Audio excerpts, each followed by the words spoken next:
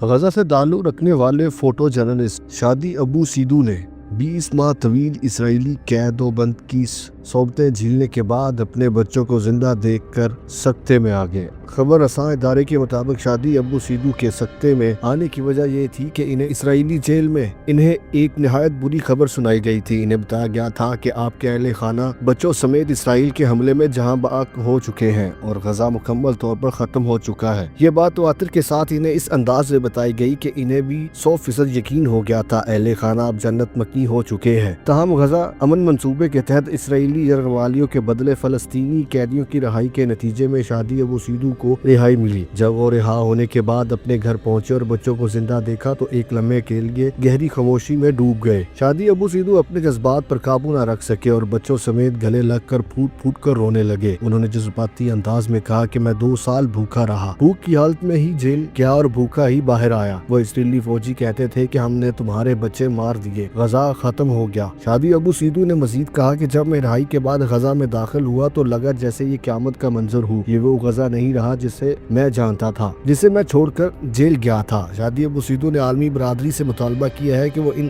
ہزاروں فلسطینی قیدیوں کی رہائی کے لیے آواز اٹھائیں جو اب بھی زندہ قبروں میں سسک رہے ہیں۔ یاد رہے کہ شادی ابو سیدو کو مارچ 2024 میں اس وقت گرفتار کیا گیا تھا جب اسرائیلی افواج نے الشفا ہسپتال پر حملہ کیا۔ عالمی خبر رساں ادارے کے مطابق غزہ میں جنگ بندی کے لیے اسرائیل اور حماس کے درمیان ثالثوں کے ذریعے طے پانے والے معاہدے پر امیر قطر کے علاوہ مصری اور امریکی صدور نے ایک پروقار تقریب میں دستخط کر دیے۔ خیال ہے کہ اس معاہدے کا مقصد نہ صرف جنگ بندی کو مستقل شکل دینا ہے بلکہ غزہ میں تعمیر نو، سیاسی استحکام اور انسانی امداد کے مستقل نظام کو یقینی بنانا بھی ہے۔ امریکی صدر نے غزہ میں جنگ بندی کے لیے 20 نکاتی امن منصوبہ پیش کیا تھا جس پر چند روز قبل ہی حماس اور اسرائیل نے اتفاق کرتے ہوئے سیز فائر پر متفق ہو گئے تھے۔ آج جنگ بندی معاہدے کے پہلے مرحلے کے تحت حماس نے 20 اسرائیلی یرغمالیوں کو رہا کر دیا جبکہ اسرائیلی جیل سے بھی فلسطینیوں کی رہائی نصیب ہوئی۔ اسرائیلی یرغمالیوں کی واپسی کے موقع پر امریکی صدر بھی اسرائیل میں ہی موجود تھے جہاں سے وہ مصر پہنچے اور امن معاہدے پر دستخط کی تقریب میں شرکت کی۔ معاہدے پر دستخط کی تقریب میں وزیر اعظم شہباز شریف سمیت فلسطینی وفد، مختلف ممالک کے سفارتکار بھی موجود تھے جبکہ متعدد عالمی رہنماؤں نے ویڈیو لنک کے ذریعے شرکت کی۔